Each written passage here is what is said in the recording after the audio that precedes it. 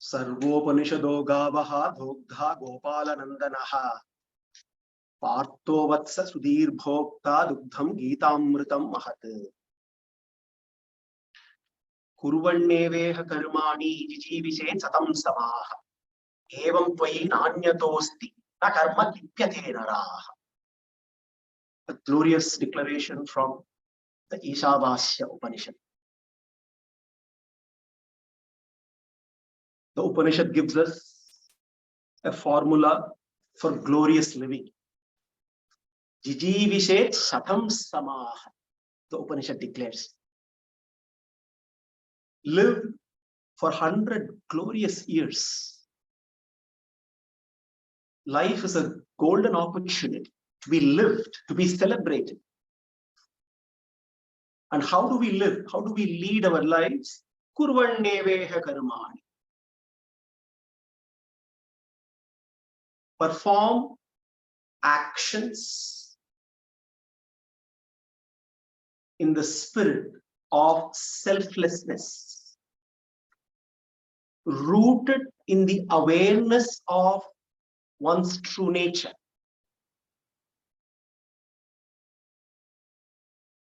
And base every action on the principle of threefold renunciation, which we discussed last week.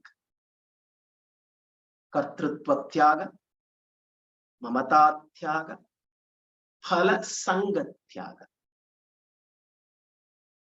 And when we lead our lives based on this principle of karma yoga,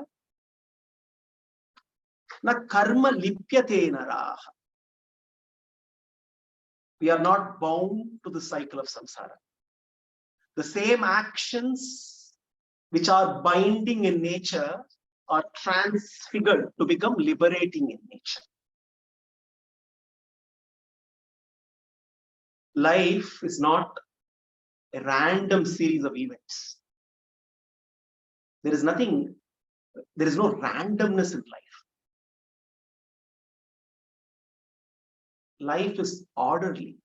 Every event is connected based on a principle of order to every other event that unfolds. The functioning of this universe is based on a divine order. There is harmony that is inherent to the working of this universe. The universe is based on the governing principle of the law of giving and taking, which is what the Shastras celebrate as Yajna. Yajna is the principle or the law of giving and taking. This universe functions on the principle of the cycle of giving and taking. Everywhere we can see harmony, we can see order. Whether we journey through inner space or journey to outer space. Whether in the microcosm or in the macrocosm. There is an underlying order, there is an underlying harmony. On this planet Earth, there are several ecosystems, and we see there is a miraculous order inherent in every ecosystem. Only when the ego system comes in, there is disturbance to harmony. If you look at the forests, the animals by design abide to order. There is harmony. Animals do not kill when they are not hungry. They definitely do not kill to decorate their rooms. Look at the life system under the ocean. The life system under the ocean is 3 times larger than the life system on the ground. And we can find miraculous harmony in the life system under the ocean. You may wonder why. The answer is simple. There are no humans under the ocean. Only the human beings have this faculty either to align or break, abide by the law of harmony or break harmony with the unique faculty given to them. The power of making choices, the will that is given to them. Only human beings are capable of abiding by the law of yajna or breaking the law of yajna. Yajna is all about giving more than taking. And the human society alone is based on the DNA of taking more than giving. And that is why there is no harmony, there is no, or it's all chaos. But underlying even this disharmony, there is harmony which is established from time to time. Yada yada hi dharmasya glanir bhavati bharata abhyuddhanam adharmasya tadatmanam srijamyaham. Whenever there is disharmony, Bhagavan descends to establish dharma, which is establishing harmony. Arjuna's 6th question is so very profound that it triggers several answers from Krishna. Krishna takes the opportunity of answering Arjuna's 6th question.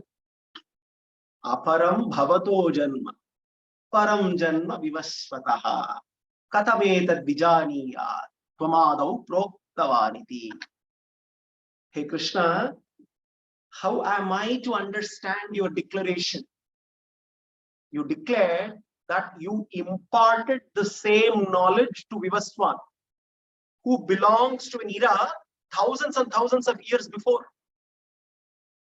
How am I to understand this declaration of yours?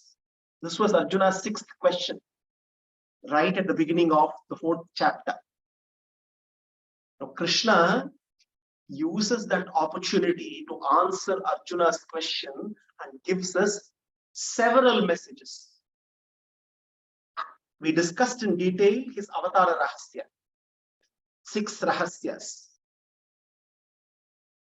Before Arjuna could answer his 7th question, there is another 7 underlying message, 7th Rahasya, which is built within the 6 Rahasyas, which is what Krishna details in the 4th chapter.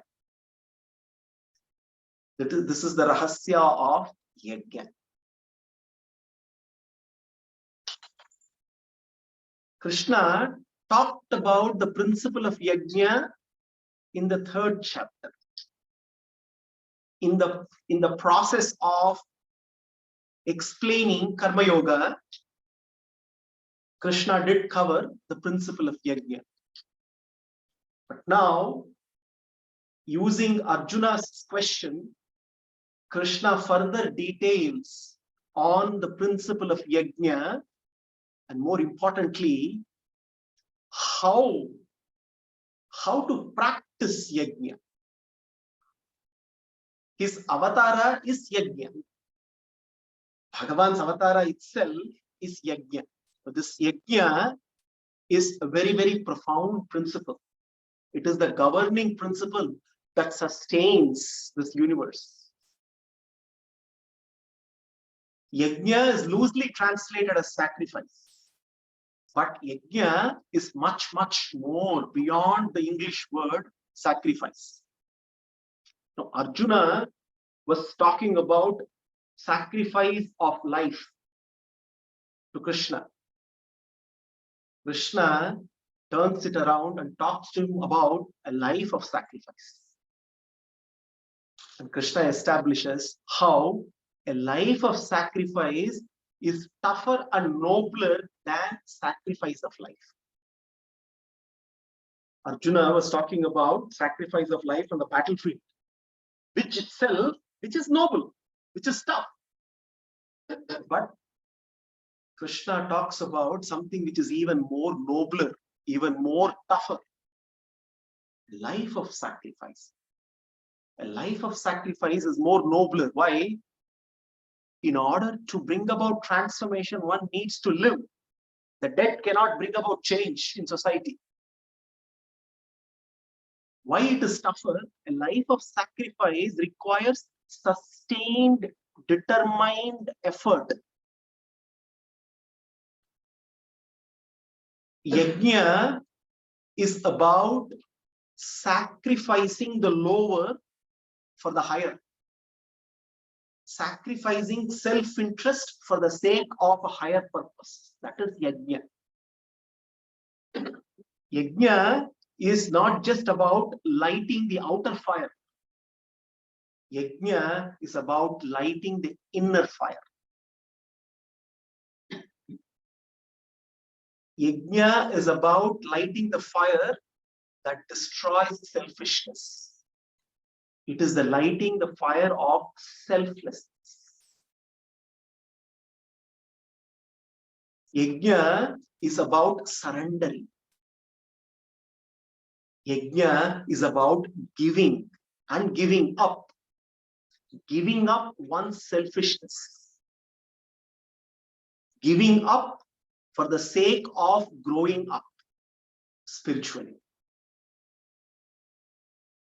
Krishna, therefore, takes that opportunity. Hey Arjuna, my avatara itself is a yajna.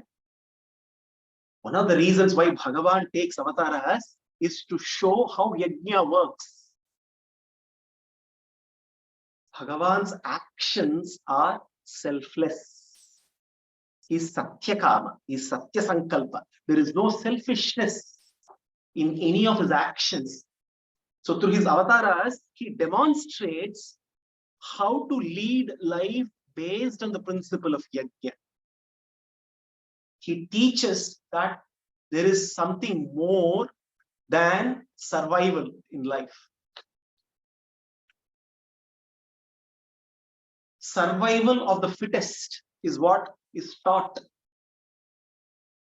to all of us. Survival of the fittest. But survival of the fittest only is when is dictated by material desires. Survival of the fittest, no doubt, is the principle for the animal kingdom. But if life is all about only survival, then there is no meaning, there is no purpose. Krishna teaches about not just survival of fittest, how can one rise above from survival of fittest to sacrifice by the fittest. Human beings, by design, have unique capabilities, and therefore the unique capabilities are meant to be deployed in the spirit of sacrifice as they perform actions. That is yajna. So Krishna teaches the principle of yajna, and in that process Krishna talks about how the element of jnana is paramount while performing karma. Gata sangasya muktasya jnanavastita chetasa yajnaya sharatah karma samagram praviliyate. One of the anchor shlokas of the Gita, which in the 4th chapter. Gata sangasya muktasya jnanavastita chetasa yajnaya sharatah karma samagram praviliyate. Yajnaya sharatah karma. Karma has to be performed as yajna. Yajna here is doing Krishna's work. When we do his work, he will take care of our interests. That is the underlying principle. So therefore, performing one's duty in the spirit of doing Krishna's work is yajna.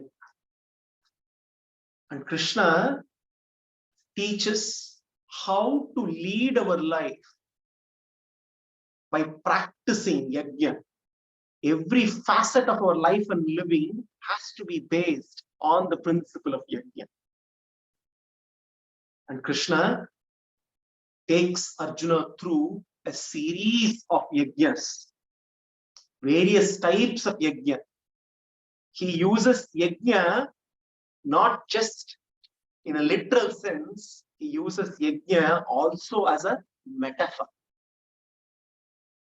The metaphor of yajna, when understood, can bring about a metamorphosis, a transformation. We all know what is yajna. The Vedic yajna, the ritual. The Vedic yajna involves offering oblations, ghee, grains, herbs into fire in order by chanting various mantras, invoking various devatas. We are all familiar with this yajna. But what can be confusing to us is when Krishna says action has to be performed as a yajna. How can action be performed as a yajna? Yajna, as we understand, is about offering oblations into fire. How can any action, any duty that we do, be performed as a yajna? This is where Krishna uses yajna as a metaphor. A fire is a purifying agent. When an impure gold is put in fire, what we get out is pure gold. Gold is purified by fire. Similarly, any action, in fact, every action by default is impure. Every action by default is impure. Why? It is influenced by the impurities of our mind. Kama, Krodha, Lobha, Moha, Madamatsarya. If we do not exercise our will, by design, every action is impure. When an impure action is surrendered to the fire of knowledge, what we get out is a pure action. The fire of knowledge burns away all the impurities. And that is how a binding action becomes liberating action. This is the principle of yajna that we need to understand. Krishna talks about action being performed as yajna. He is talking about the fire of knowledge burning away all the impurities that are the motivating for the drivers of every action. When the impurities are burned, then the action becomes pure. The action becomes liberating in nature. So Krishna therefore uses the principle of yajna, the metaphor of yajna, and talks about how we can perform different kinds of actions, how this yajna can govern various facets of our life and living. Daivam yeva pare yajnam yoginah paryupasate brahmagnav apare yajnam yajnenaivo upajihvati. Shotrādīn viṣayānanye indriyāgnishu juhvati. Shotrādīn indriyananye samyamāgnishu juhvati. Shabdādīn viṣayānanye indriyāgnishu juhvati. Sarvāni indriya karmāni prāṇakarmāni chāpare ātmayog samyamya yogāgnau juhvati jnānadīpite. Dravya yajñā, sapo yajñā, yoga yajñā stathāpare svādhyāya jnāna yajñāmscha yatayah samsita pratāh. Apāne juhvati prāṇam prāṇe pānau tathāpare प्राणापानगति रुद्वा प्राणायामपरायणाः अपरे नियताहाराः प्राणान् प्राणेषु जुह्वति सर्वेप्येते यज्ञविदः यज्ञः क्षपितकल्मषाः. A series of 15 yajnas Krishna talks about, which covers all facets of Karma Yoga. Krishna's message is very simple. Hey Arjuna, all these 15 yajnas that I talk about, and the final 15th yajna is Brahmarparam, Brahmahavir, Brahmagnav, Brahmanahutam, Brahmaivatena Gantavyam, Brahma Karma Samadhina. When you look at every avatara of mine, you will see all of these yajnas demonstrated in practice. Krishna says, in the context of sharing his avatara rahasya, Krishna also shares all these yajnas, which are various facets of Karma Yoga, to give the message that he not only preaches and teaches, he also practices and demonstrates. Every avatara of Bhagavan, when we analyze, when we study his avataras, we see various examples of all these yajnas. Saivam yevapare yajnam yogina paryupasate. This is the yajna of worship. Aradhana is yajna. The aradhana that is prescribed to us to be done on a daily basis has to be done based on the principle of yajna. Now we need to visualize each of these yajnas in order to understand the underlying message here. How do we visualize a yajna? Every yajna can be visualized by looking at the three elements of an yajna. There is an offering. There is something which is offered. There is an element of fire. And there is an outcome, which is a reward of the yajna. So there are three elements to any yajna. There is an input, there is a process, there is an output. There is an offering that is made. There is a fire element, which is the purifier of the offering that is made. And then there is an outcome, which is the reward of the yajna. So now we can visualize every action, every facet of our life and living on the principle of yajna, how we can perform. Now, how aradhana can be performed as a yajna? Daivam evapare yajnam yogina paryupasate. Aradhana is done by offering fruits, flowers. And where do we offer them? What is the fire element here? The fire element is, the fire here is the chanting the stotras, chanting the mantras, which is the purifier. Whatever we offer to Bhagavan is purified because of our chanting with Shraddha. The fire element is the chanting that we do when we do Aradhana. When we offer fruits and flowers to the fire element of chanting, there is an outcome. The outcome is Bhagavad Preeti. Why do we do Aradhana? Only for one reason. Bhagavad Preeti. So therefore, Krishna talks about the yajna of worship. Daivam evapare yajnam yogina paryuvasate. Brahmagnav apare yajnam yajne naiva upachukvati. This is the Vedic ritual that Krishna is talking about. The Vedic ritual where Agni Bhagavan is invoked. There is Agni Bhagavan is invoked. Agni Mele Purohitam. Agni is the one who leads any yajna that is performed. Every offering that we make, the grains, the ghee, the herbs, to various devatas, Agni Bhagavan is the conduit, he is the messenger. He is the one who takes our offering to various devatas. So yajna can be looked at as an act of connection and an act of giving. Yajna as an act of connection, this is what our rishis discovered thousands and thousands of years before. Yajna is a miraculous methodology to connect with higher realms of consciousness, to connect with all the devatas. It is through yajna our rishis could communicate with all the devatas, could travel to higher realms of consciousness. So therefore, yajna is an act of connection. Yajna is also act of giving.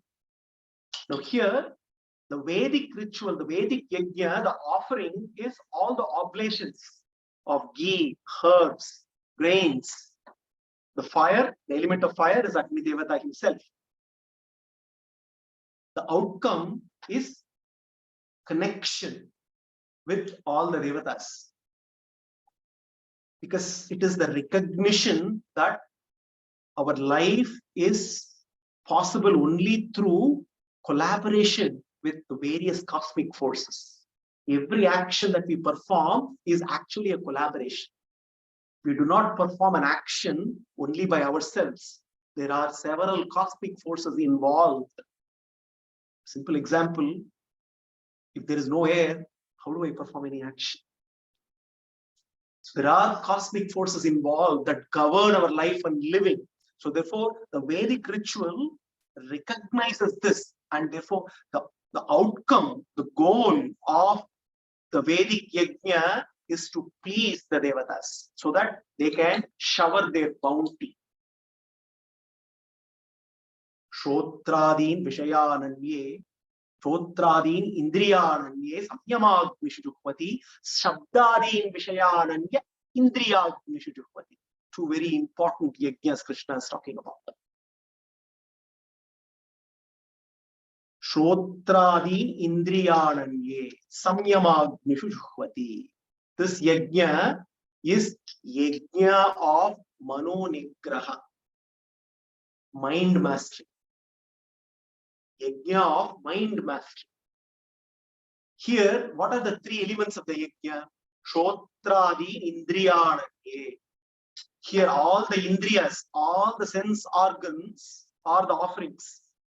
The sense organs, the organs of perception, the sense organs are offered into the fire of our free will.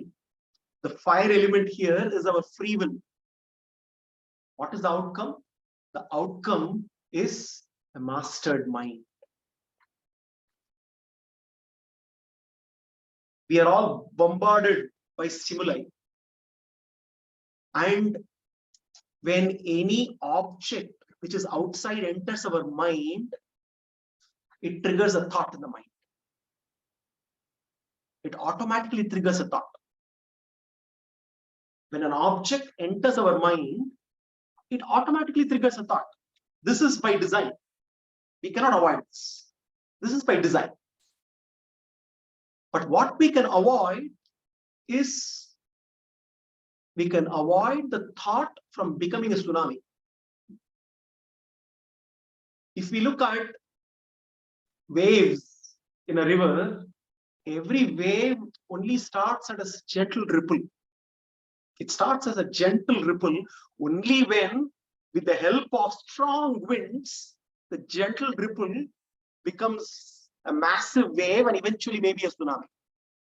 Similarly, whenever an object enters our mind, it automatically triggers a thought. If we do not exercise our free will, then this thought pattern, then with the help of the desires in the mind, becomes stronger and stronger and stronger and starts to overwhelm us. So therefore, whenever a thought is triggered in the mind, by exercising our will, we can ask this question: is this a wanted thought or an unwanted thought? Is it a healthy thought or an unhealthy thought? And by exercising our will, we can prevent the thought from gaining strength. This is Mano Nigraha. This is mastering the mind. We can easily distract the mind. At that very moment, we can distract it. A very unwanted thought is triggered. We see something unwanted. We cannot avoid it. When we walk in a mall, We cannot, we have no control on what is being displayed there. We cannot avoid. What we can avoid is the moment that unwanted object comes into my mind, I can distract the mind. Then and there I can chant the shloka and ensure that the unwanted thought does not become stronger and overwhelm me. This is mano nigraha. Shotradin indriyananye samyamagnishu juhvati. Shabdadin vishayananya indriyagnishu juhvati. This is yajna of sense mastery. Indriya nigraha, mano nigraha, indriya nigraha, sense mastery. Here, what are the three elements? Shabdadin vishayananya. The vishayas are the sense objects. Now, these sense objects are offered into the fire of our indriyas. Now, the indriyas, all our sense indriyas become the fire element. What does it mean? They become the gatekeepers. What is the outcome? The outcome is sense mastery, which is essentially here we are building a fence. In the case of mano nigraha, the object is already entered my mind and triggered a thought. Now, I can prevent the object from entering my mind by building fences. I can decide what I should listen. I can decide what I can eat and drink. I can decide what to choose, what to see or not to see. This is Indriya Nigraha, where I build a fence around myself, around my mind. And this fence filters everything that comes in. Now, in spite of this fence, obviously there will be stimuli that will come in. That is where Mano Nigraha comes in. But if I can build, the mind is like a VVIP. It needs several layers of security. So the first layer of security is Indriya Nigraha. Shabdadin Vishayananye Indriyagmishu Juhvati. The Indriyas can become gatekeepers. Shotradin Indriyananye Samyamagmishu Juhvati. This is Mano Nigraha. So in one shloka, Krishna talks about mind mastery. So therefore, mastering the mind is yajna. Mastering the senses is yajna. Then Krishna says, Sarvani Indriya Karman, Prana Karmani Chapare, Atma Samyamya Yoga No Juhpati Jnana Deepite. This is a very, very tough yajna. Krishna is talking about all activities that we do with our jnanendriyas, organs of perception, with our karmendriyas, organs of action, with our prana, every action that we do for the sake of bodily pleasures. He says, offer all of this. This becomes our offering, all our actions into the fire of a calm, composed mind. Now, the mind which is calm and composed is the fire element. All the actions of jnanendriyas and karmendriyas become the offering. What is the output? A meditative mind. Meditation. Krishna here is talking about dhyana, yajna of dhyana. Dhyana is also a yajna, where all the activities of jnanendriyas and karmendriyas and the pancha pranas are offered. Offering here is surrendered to the mind. Mind completely takes control. And that is when one reaches a meditative state. Meditation is twofold. One is shutting out the world. That is one dimension to meditation. The other dimension to meditation is shutting up the mind. Shutting out the world is essentially avoiding outer noise. I retreat from the world. I escape from the outer noise. I ensure that I am not bombarded by all kinds of stimuli from the outer world, so that I can experience peace and calm. This is one dimension to meditation. So I shut myself in a room, away from every activity, switch off the TV, switch off the phone, so that I shut out the world. But that alone is not enough. Outer noise I can avoid, but there is inner noise. There is constant chattering. So inner noise is more than outer noise, whether we realize it or not. So the second dimension to meditation is shutting up the mind. I need to now somehow bring down the inner noise, shut up the mind. The mind now has to relax and calm down. But there is also a third dimension to meditation, which is very important to understand, because many times we think meditation, dhyana, is only all about sitting in a specific prescribed posture and meditating on Bhagavan. Yeah, one can be in a state of meditation even while performing actions. This is what Krishna keeps emphasizing. Otherwise, Arjuna would immediately say, Krishna, allow me, let me go do dhyana. Krishna is very clear. You can do dhyana and fight here, Arjuna, right here on the battlefield of Kurukshetra. One can be in the third dimension to meditation.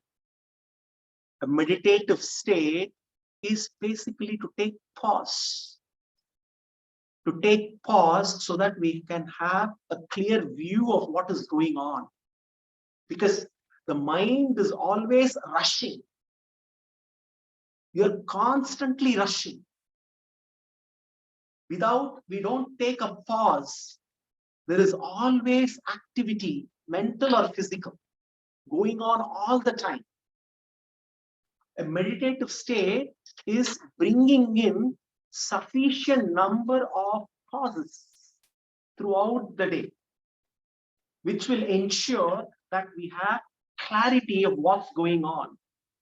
Instead of looking at events as they unfold and start to label them favorable, unfavorable, pleasure, pain, wanted, unwanted, like, dislike, good, bad, acceptable, non-acceptable, instead of labeling every event, a meditative state of mind will help to look at the events as part of a cosmic plan, and will also tell us that we need to play our part in this cosmic plan.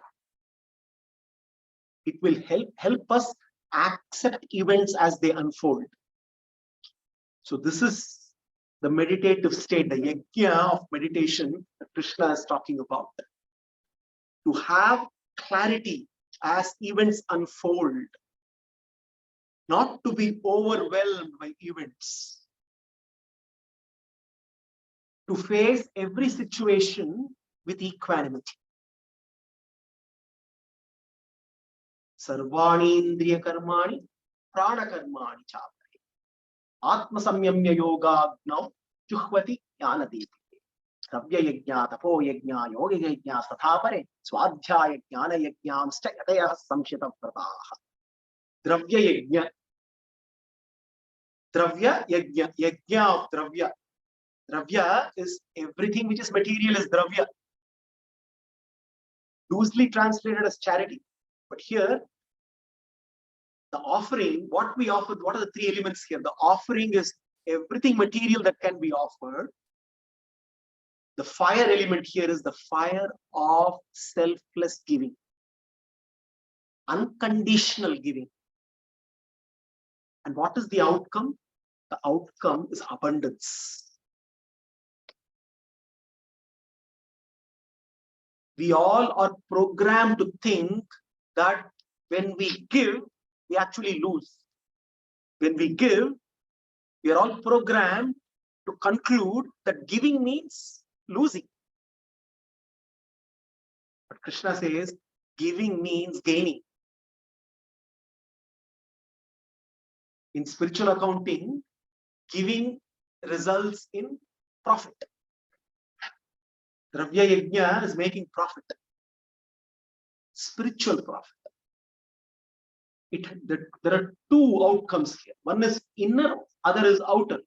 Inner is Chitta Shuddhi, outer is abundance. Only by giving more, there can be abundance that can be created. Hoarding is not an option. Greed is not an option. That is Dravya Yajna. Tapo Yajna. Here the offering is all the actions that we perform. Every action. Krishna is saying every action can be tapas. Right from brushing our teeth. Every action, when offered in the fire element of discipline. In the fire element of discipline, then what is the outcome?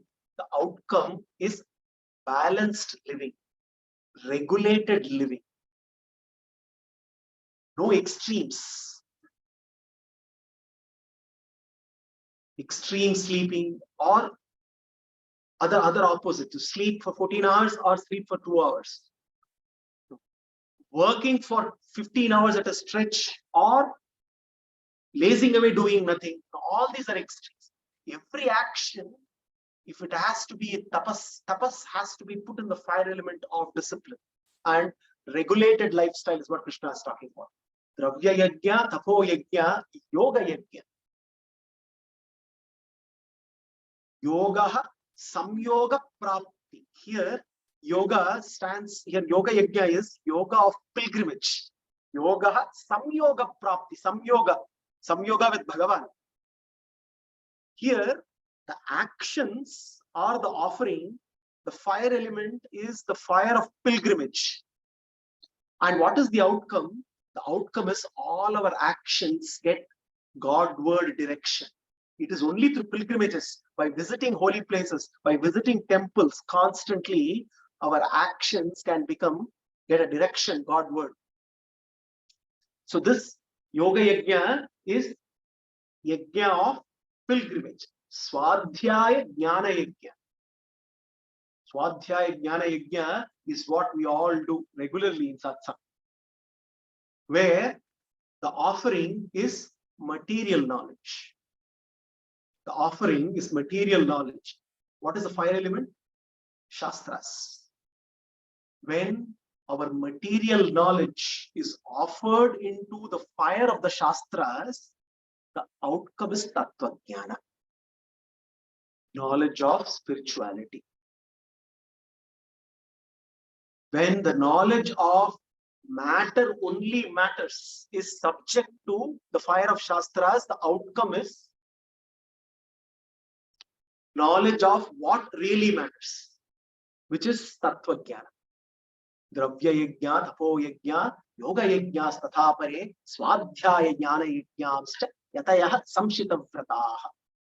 Apane Juhvati Pranam, Prane Pano Tatha Pare, Pranapana Gati Ruddha, Pranayama Parayanaha. A very, very profound but simple yajna that Krishna here is prescribing. For hundreds of years, Bharata Desha forgot about this yajna until somebody from the West came back and began to teach us pranayama. Pranayama is an integral part of Sandhya Vandana. But those who are supposed to do Sandhya Vandana started learning pranayama through various yoga schools with fancy titles. Krishna here is talking about how to lead a healthy life. As our rishis of yore knew that longevity is directly proportional, dependent on our breathing rate. Lower the breathing rate, higher the lifespan.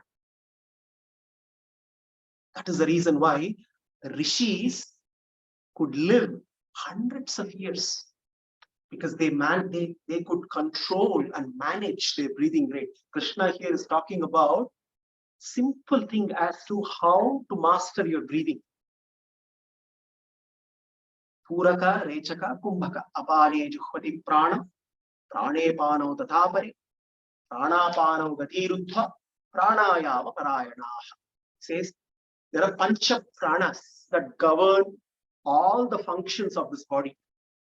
Pancha prana. When we say prana, prana is fivefold. Prana is a life energy. Fivefold. Prana, apana, samana, yana, udana. These are pancha pranas.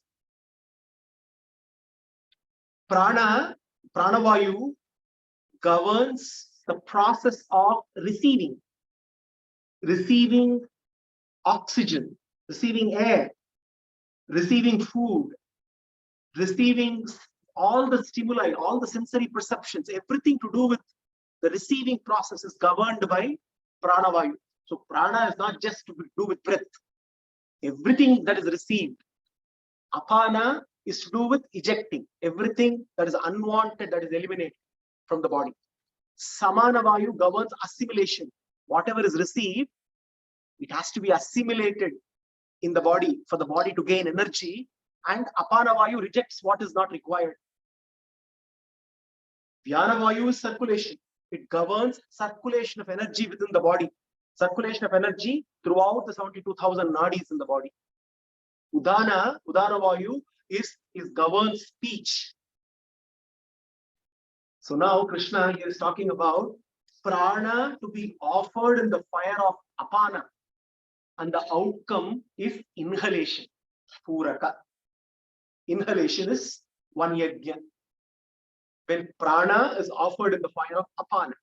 When apana is offered in the fire of prana, it is exhalation. Puraka, Rechaka. See, pranavayu is forward moving air. Apanavayu is downward moving air. The yajna here is when the forward moving air is surrendered to the downward moving air, inhalation happens. That's the principle. Prana is surrendered to apana. Prana is offered to the fire of apana, inhalation. When apana is offered in the fire of prana, exhalation happens. When both prana and apana are offered in the fire of all the pancha pranas, kumbhaka, this is holding the breath within. Puraka, Rechaka, Kumbhaka. Pranayama is all about regulating these three. Inhalation, exhalation, holding. There are various methods followed here. And Krishna here, the outcome therefore of this yajna is essentially longevity of life, healthy lifestyle. Apare niyataharaha pranan praneshu juhvati. Now Krishna here is talking of apare niyataharaha. This is an yajna which is very difficult for us. Here, Krishna is talking about what are the offerings? Offerings is the energy vital energy in all the food that we consume. This vital energy in all the food that we consume, when it is offered to the fire of the pancha pranas, the outcome is regulated diet, balanced diet. Our Shastras talk about our stomach to be half filled with solids, half with food. One fourth with food, 1/4 with air, 1/4 with liquids, and 1/4 to be left. But then we know what we do. Forget about place for solids, for liquids and air. Stomach is not just stomach, even the food pipe is completely filled with solids. Krishna is talking about regulated diet here is to ensure that eating is also yajna. What Krishna here is teaching that every facet of life and living has to be based on the principle of yajna. Eating, which we take it for granted, it has to be yajna. The yajna here is offering the vital energy that is contained in the food to the pancha pranas, so that the pancha pranas can assimilate what is required for the body. We cannot make the pancha pranas overwork by taking in more than what is required by the body. When the pancha pranas are overworked, that shows off on the energy that the body can conserve and utilize. That is the reason why when we look at the diet of rishis, we can understand how the rishis were able to manage their diet and live for thousands of years, for long, long lives. We need to eat 5 times a day. And rishis, Shastras never talk about eating 5 times a day. Not even 3 times a day. So regulated diet is another yajna. Yajnas, sarvepyete yajna vidaha, yajna kshapita kalmashaha. So therefore, and all of these yajnas that Krishna is talking about, in the context of Avatara Rahasya, we can see in every avatar of his, we can see him demonstrating one or all of these yajnas. This is how Krishna takes the opportunity of responding to Arjuna on the secret of his avatars, and in that process, he also expands on the principle of yajna, which he started talking about in the 3rd chapter and continues in the 4th chapter. Because Krishna knows that enough was not said on yajna in the 3rd chapter. Therefore, he deals at length in the 4th chapter on the principle of yajna, and he says, with all these 14 yajnas, when one performs, the 15th yajna, which is the highest of yajna that needs to be performed, the yajna of upasana. Brahma pranam, Brahma havir, Brahma agnav, Brahmana hutam, Brahmaiva tena gantavyam, Brahma karma samadhina. Brahma arpanam is a ladle. So when we visualize a yajna, there is a ladle with which ghee is poured, arpanam. The ladle with which the offering is made is Brahman. Brahma arpanam, Brahma havihi. The havis, the offering, the oblation that is made into the fire of yajna is Brahman. Brahma arpanam, Brahma havihi. Brahma agnav, the agni into which the havis is offered is also Brahman. Brahma arpanam, Brahma havihi, Brahma agnav, Brahmana hutam. The agent who is performing the yajna is Brahman. Brahma karma samadhina, the very act is Brahman. Brahmaiva tena gantavyam, Brahma karma samadhina. Here, by constantly performing every action based on the principle of yajna, the karma yogi over a period of time starts to cultivate Tattva-jnana, Atma Yatatma Jnana. The beauty here is to understand the dual nature of jnana, the sadhya sadhana bhava of jnana. Sadhana means, sadhya is the goal. Sadhana, sadhya bhava of jnana. The means is jnana, the goal is jnana. In Karma Yoga, the element of jnana is foremost, because without the knowledge of the Atman, one cannot perform Karma Yoga. To perform selfless contributory work aligned to a higher cause, completely detached from the body, completely detached from the fruit of the action, completely detached from the action on personal grounds, requires the awareness of one's true nature. So therefore, sadhana is also jnana. What is sadhya? What is the goal? The goal is also atma yatatma jnana, atma sakshatkara. It is like when we begin the journey of practicing karma yoga, jnana is like a feeble lamp. And as we practice karma yoga, this feeble lamp is protected, and it grows and grows and grows, and it becomes a massive fire, becomes a conflagration which cannot be put off. The jnana, which is sadhya, which is means, helps one progress on the path of karma yoga, and the goal, jnana, the end goal, atma sakshatkara, is the jnana that reveals in glory one's true nature. Atma sakshatkara, self-realization. Not only atma sakshatkara, and through atma sakshatkara, paramatma sakshatkara, and one gets to understand gets the jnana of the relationship between the Jivatma and the Paramatma. And one realizes that the Paramatma is the Antaryami, and thus one starts to perform this highest yajna. Brahmarpanao, Brahmahavir, Brahmagno, Brahmanahutam, Brahmeva tena gantavyam, Brahma karma samadhina, where the message is very clear. Every instrument that I use is permeated by Paramatma. The offering is permeated by him. All the resources are given by him.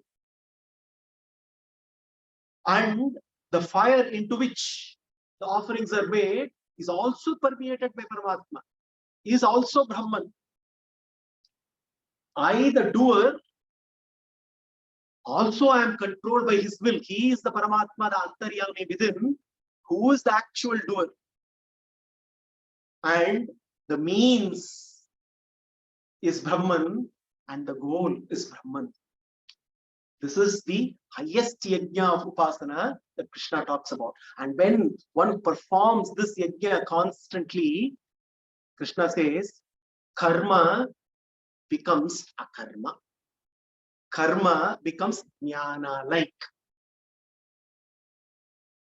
That is where he says, Gata sangasya muktasya jnanavastita chetasaha yajnayas charatah karma samagram praviliyate. Samagram praviliyate. Gata sangasya muktasya. Complete liberation from all attachments and also liberation from material motivations. Our material motivations are in 4 categories. The motivations, every action is a motivation, and these motivations can be categorized into 4: eating, sleeping, reproducing, defending. These are the 4.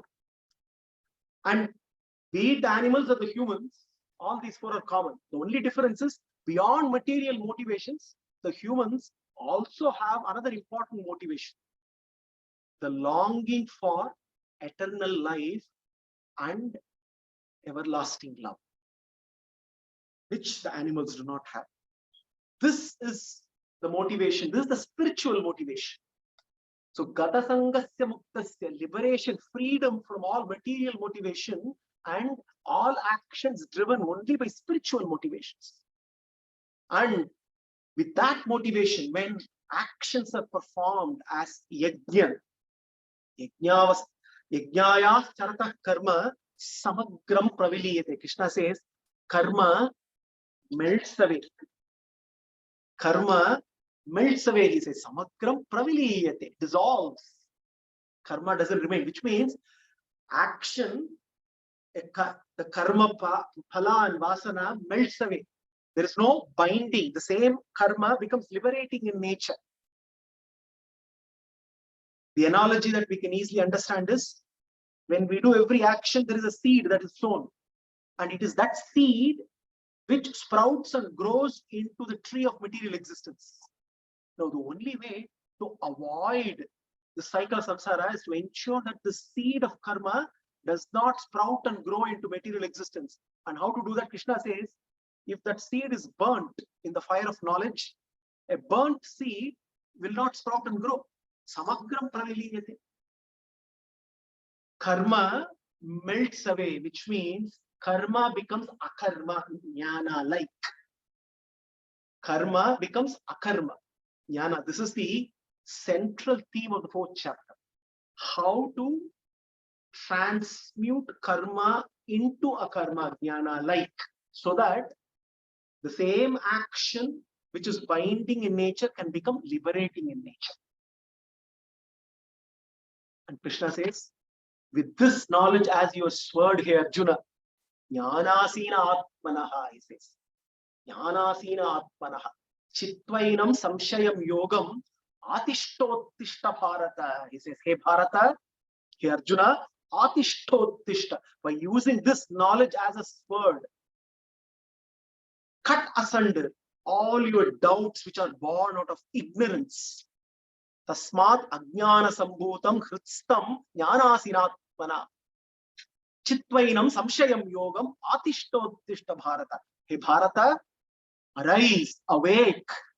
Vivekananda borrowed this phrase, Atishtottishta, arise, awake and fight, do your duty, Krishna says, by cutting asunder all your doubts, by using the sword of knowledge. What a glorious declaration. And then Arjuna responds with another question, which happens to be his 7th question.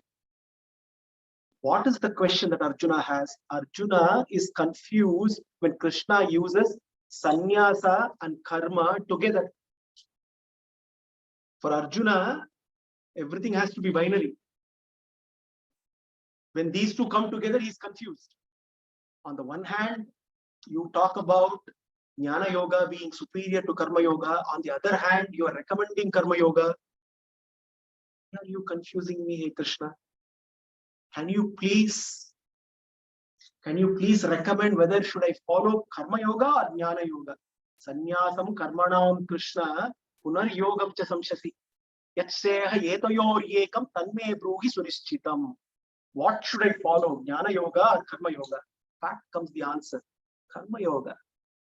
How Arjuna's question is answered by Krishna in the 5th chapter, we will see it in the next session. Salam Krishna.